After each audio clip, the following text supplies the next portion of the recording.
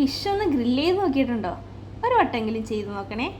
ഒരു മിക്സിയിലേക്ക് പച്ചമുളക്, ഉണക്കമുളക്, വെളുത്തുള്ളി, ഇഞ്ചി, മല്ലിച്ചപ്പ്, ഒരു ക്യാപ്സിക്കം മൊത്തത്തിലെടുത്തിട്ടുണ്ട്, 2 മീൻ, ഒരു ക്യാപ്സിക്കം, മുളക് പൊടി, കുരുമുളക് പൊടി 2 സ്പൂൺ, ആവശ്യത്തിനെടുക്കാമേ, ചെറുനാരങ്ങ നീര്, ഉപ്പ്, അടച്ച് നല്ല ഫൈൻ രൂപത്തിൽ ഇതേപോലെ അരച്ച് കൊടുക്കണേ. ഇനി മീനിലേക്ക് ഒരു ചെറുനാരങ്ങയുടെ പകുതി എടുത്ത് നല്ലപോലെ തേച്ച് കൊടുക്കണം. ഇത് മീനിൻ്റെ ഒരു മുശുക്ക് മണം മാറിക്കിട്ടാനാണ്. ഇനി മസാലകൾ എല്ലായിടത്തും ഫില്ല് ചെയ്ത് കൊടുക്കണേ. നല്ലോണം ഫില്ല് ചെയ്യാൻ വേണ്ടി ആ ബോർഡിൽ വെച്ച് തന്നെ ഒന്ന് റൗണ്ട് ചെയ്ത് കൊടുത്താൽ മതി. ഇങ്ങനെ ചെയ്യുന്നത് മീനിൻ്റെ എല്ലാ വശവും മസാല പിടിക്കുവാൻ വേണ്ടിയാണ്. കുക്കിംഗ് വീഡിയോയിലേക്ക് പോയാലോ? പാനിലേക്ക് ഒലിവ് ഓയിലും ബട്ടറാണ് ഞാനിവിടെ സജസ്റ്റ് ചെയ്യണത്. ഇത് ഫിഷ് ഗ്രില്ലിങ്ങിന് നല്ലൊരു ജ്യൂസി ടെക്സ്ചർ ടേസ്റ്റ് നൽകുക.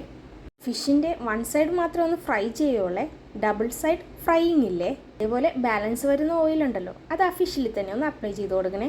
ബട്ടറിൻ്റെ ഒലിവ് ഓയിലിൻ്റെ ആ ഫ്ലേവർ എല്ലായിടത്തും കിട്ടാൻ വേണ്ടിയാണേ. 8 മിനിറ്റാണ് ഫ്രൈയിങ് ടൈം.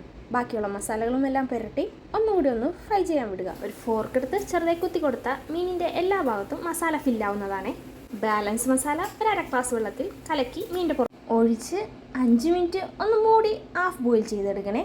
മീഡിയം ഫ്ലെയിമിലാണ് ഇവിടെ ഞാൻ വെച്ചിരിക്കുന്നത്. പാനിന് മൂടിയില്ലെങ്കിൽ അലൂമിനിയം ഫോയിൽ യൂസ് ചെയ്താലും മതിയാവേ.